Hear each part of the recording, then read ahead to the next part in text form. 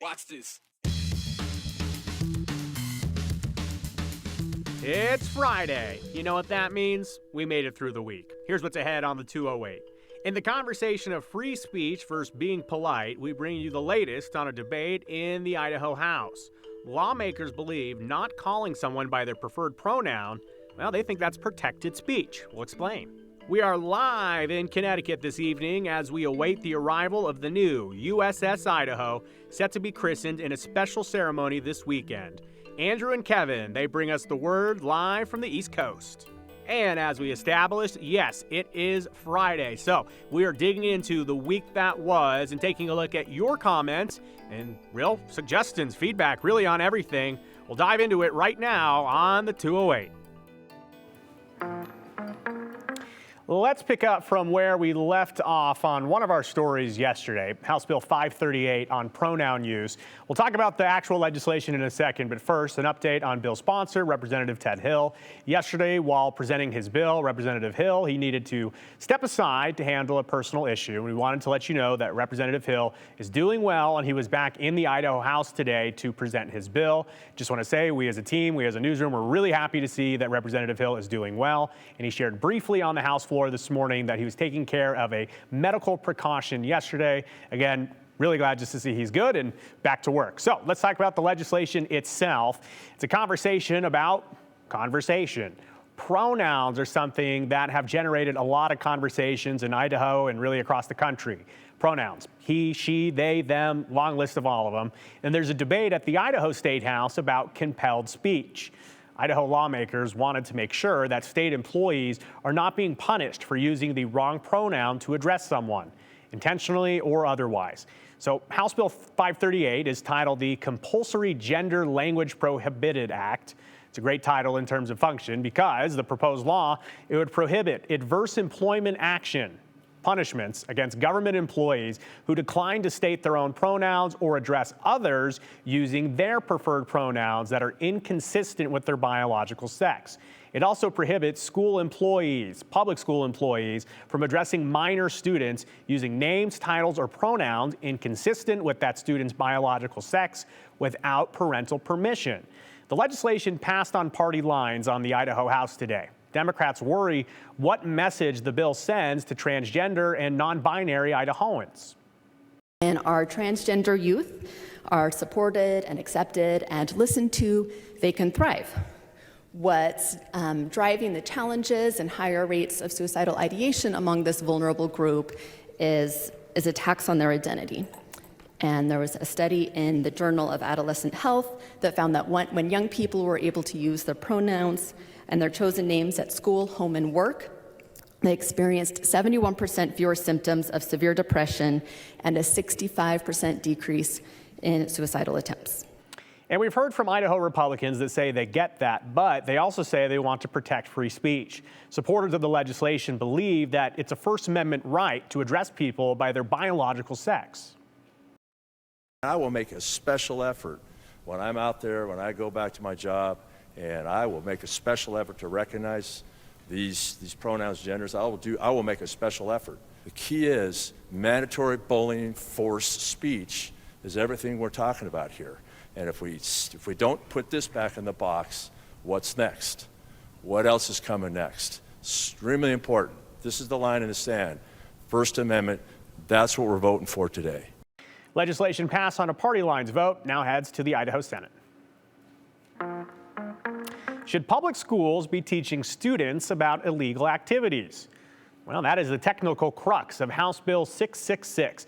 Maybe it's appropriate that the bill carrying the number of the beast deals with original sin. Sort of. The proposal bans facilities operated by public institutions of higher education or public school districts from providing abortion services, counseling in favor of abortion, or referring students for abortions. It also bans public schools from allowing any individual or any organization that is an abortion provider. They're banned from giving out any materials or instructions relating to sex ed curricula. In committee this week, supporters of the legislation highlight that abortion is illegal in Idaho, and students shouldn't be given resources to break the law from public schools. Keep in mind, abortion is illegal with proper exceptions in Idaho, allowing abortionists to send materials or to come in and teach in our schools. They may even be from out of state for free. This does not limit in any way what may be taught or materials that may be used, except it limits those who may provide that, because we don't want criminals providing things into our schools. And that is the purpose of this bill. So critics spoke out saying that this goes too far, and they're saying this really, in practice, will only hurt Idahoans, especially young Idahoans, instead of helping anyone at all. This bill limits young people's access to comprehensive sex education that is vital for their health and safety. This bill would narrow the pool of sexual health experts and educators in Idaho, making it even more challenging for our youth to access accurate information about their sexual health. So legislation has passed the full Idaho House. It now has a Senate committee that needs to approve the idea as well. And after it gets through that, it would get through the full Senate to the governor's desk. So with all this legislation flying around, the House still had some time to have a little bit of fun today on a Friday.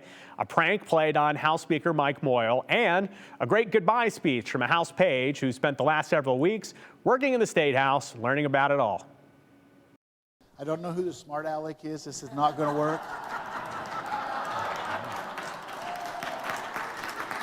So whoever did that, I am proud of you. But I brought Old Faithful. She's falling apart, but she works. House will be in order. I love that new gavel. I don't have to have another ear surgery. Hi everyone. Yesterday I was talking in front of 18 people and it was so scary. And right now I'm talking in front of 70 plus our respectful audience, and it makes me crazy. Today I will be your new speaker for 2 minutes because Moyle is kind of old already. Okay, so you might have been able to tell from the accent that student who is a page, an exchange student from Ukraine. So a pretty cool experience for him. We are told, though, House Speaker Mike Moyle said he's headed back home.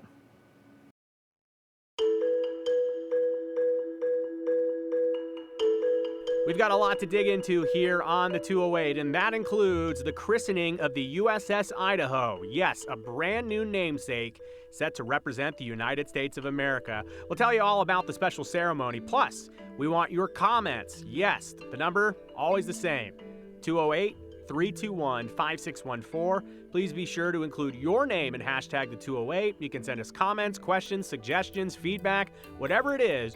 We'll get to your comments live at the end of the show.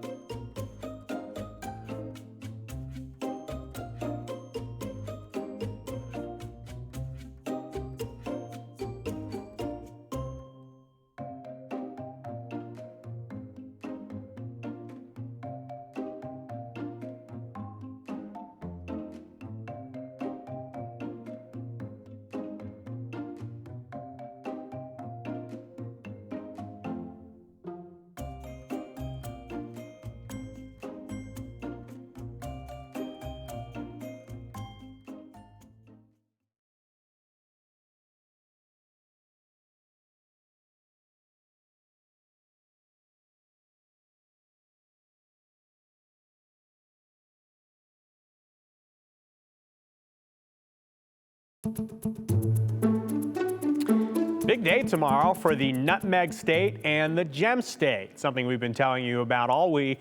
The USS Idaho, United States Navy's newest Virginia-class submarine, will be formally christened tomorrow at a shipyard in Groton, Connecticut. This is the 5th ship to be named after our great state of Idaho. The 4th USS Idaho was decommissioned on July 3rd, 1946. Sadly, There has not been a ship named for Idaho since then. It's a long time. But now, after a drought of nearly 80 years, they will be the 5th naval vessel to bear the name Idaho. And its Idaho ties run deep. The submarine not only uses technology from the Acoustic Research Department on Lake Pend Oreille, which we told you about yesterday, but it also has nuclear technology from the Idaho National Lab. Former KTVB anchor Kim Fields tells us all about it in today's 2-8 Redial. Commissioned on March 24, 1919, the USS Idaho was at the time the largest battleship afloat. Crews began constructing her during the First World War at a shipyard in New Jersey under a veil of secrecy in a covered shed, precautions taken due to the war. But it was her service during World War II that would earn her 7 battle stars. The USS Idaho played a very key role in World War II. Was at the Battle of Iwo Jima and provided fire support and was part of the success of the Battle of Iwo Jima. Here's the USS Idaho in late February 1945 with all of her guns trained on Iwo Jima. And later in April of 45, another view of USS Idaho as she takes up her assigned bombardment station off of Okinawa, also providing major fire support for that invasion. And then a moment of historic jubilation. Idaho's crew in Tokyo Bay celebrating the signing of their surrender of Japan. Handwritten at the bottom of this photograph, listening to the band on the fantail. And on the back of the picture, this is the night that we received the news that the war had ended. The USS Idaho was decommissioned on July 3rd, 1946. Unfortunately, there has not been a ship named Idaho since then, which is kind of sad in some way because Idaho has such a rich Navy tradition.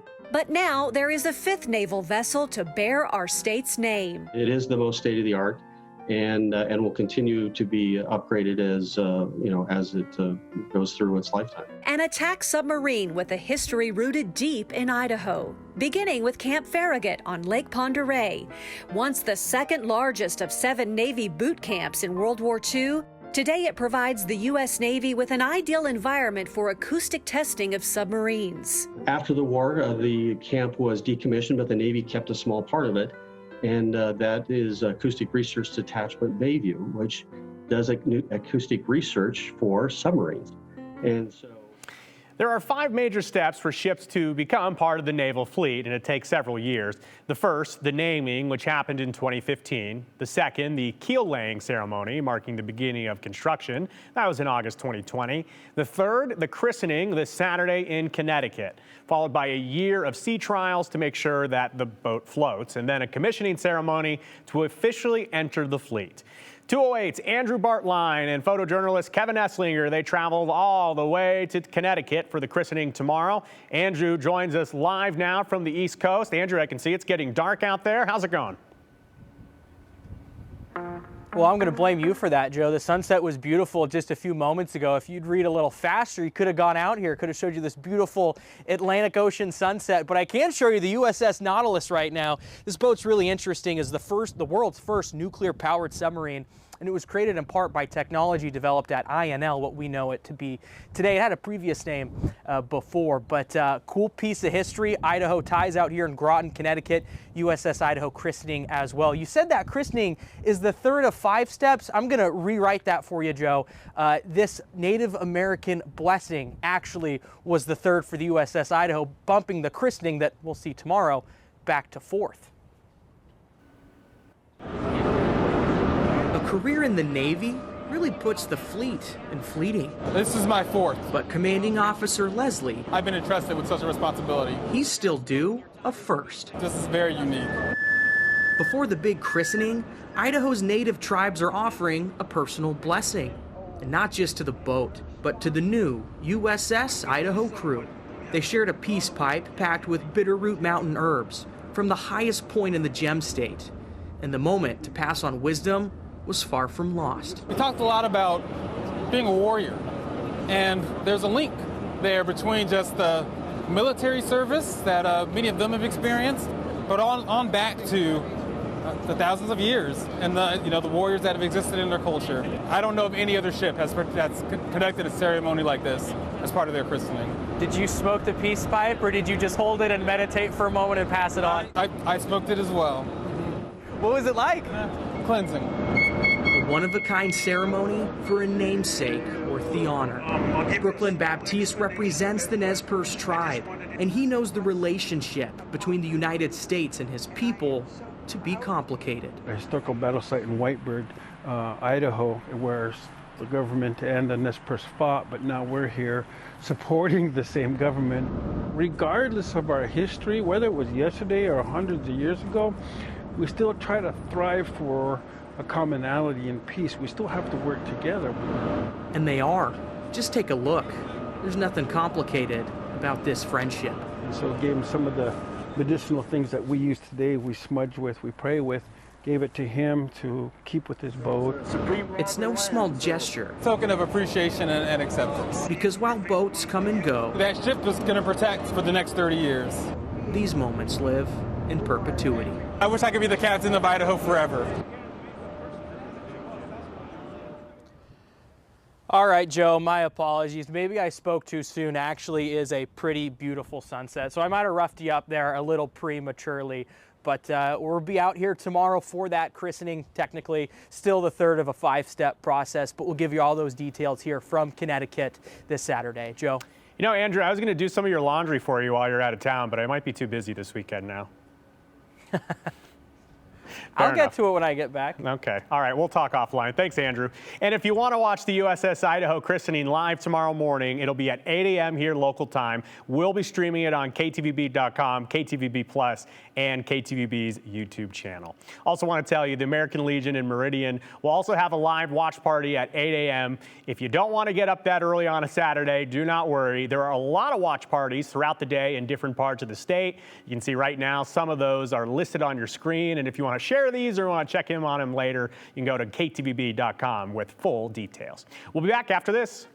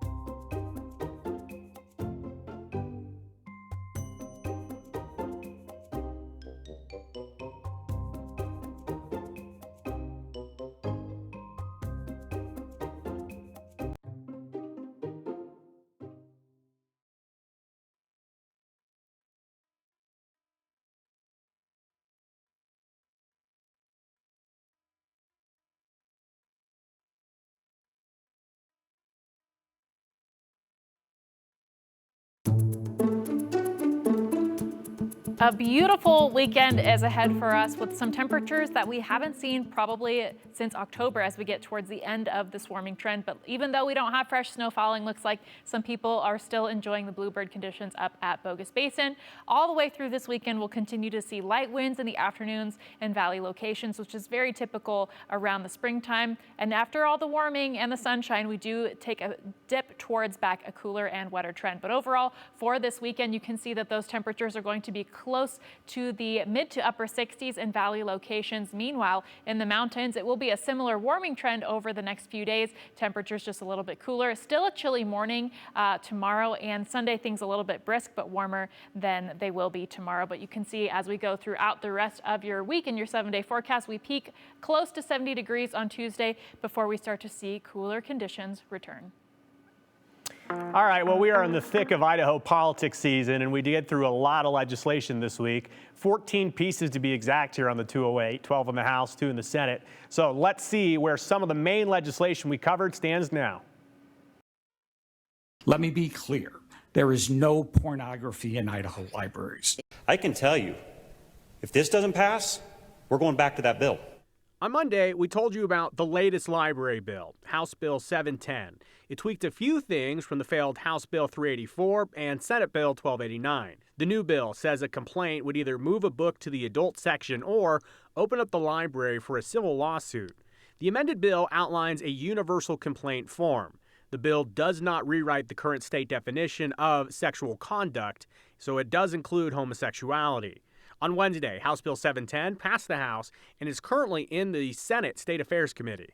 Monday, we also talked about House Joint Memorial 11, which implores Congress to tighten security at our country's southern border with Mexico, improve the immigration process, and impeach President Joe Biden for failing to do either of those things. We are being invaded by people that we don't know. We haven't addressed the need for year-round visas for people to come in and do work. HJM 11 failed to pass the House with a tie vote of 34 to 34. Also on Monday, 5th time's the charm for Senate Bill 1234, requiring insurance companies to allow 6-month supplies of contraception instead of 1 to 3.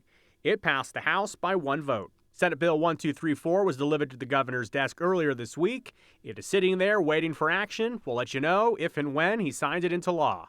On Tuesday, House Bill 447 died. The school choice tax credit would return $5,000 per student taught outside of traditional public schools to their families. The program would have been capped at $50 million. A public school is not the perfect fit for every child. Where does this provide for a specific increase in choice? House Bill 447 failed. It failed by 1 vote in committee. Also, Tuesday was House Bill 599 on ballot harvesting. Several Idaho lawmakers want to ban the practice of third-party people or groups collecting absentee ballots from voters and then turning them into election offices. There are exceptions in the legislation to allow family members, mail carriers, caregivers, and specific election officials to carry those ballots. House Bill 599 passed the House Monday and is currently in Senate State Affairs waiting for a committee hearing. On Wednesday, House Bill 441 passed the Senate floor with a lot of support.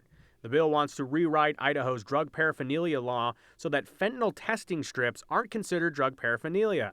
House Bill 441 was delivered to the governor's desk on Thursday, where we're waiting to see if he signs it into law. And for now, that's a legislative wrap. All right, let's get to some of your comments, questions, all this stuff. Earlier this week, we told you about the censuring of Twin Falls Representative Stephanie Mickelson, which in the eyes of the Republican Party means she shouldn't be running as a Republican for the next 5 years. And this is what you had to say about it. When did the Republican Party get so powerful that they can decide members are not Republican enough? That's from Joanne. Seems that Dorothy Moon and the GOP do not realize that Republican legislators work for their constituents, not the GOP. They also need to realize legislators can always go independent and weaken the Republican Party in Idaho. That's from Scott. This person says, welcome Representative Mickelson to the Idaho Democratic Party. Happy to have you. Another person says, for now, Representative Mickelson said that she is going to continue campaigning and running as a Republican. All right, we got a Feel Good Friday. We love this. Today, medical students around the country found out where they'll be doing their residency programs after graduation. So today is actually called Match Day. So a huge congratulations to all the medical students who matched today, including future doctors at the Idaho College of Osteopathic Medicine. 16 of them will be doing their residency in Idaho. Thank you to the healthcare workers. Congratulations on all the hard work. We're all very proud of you.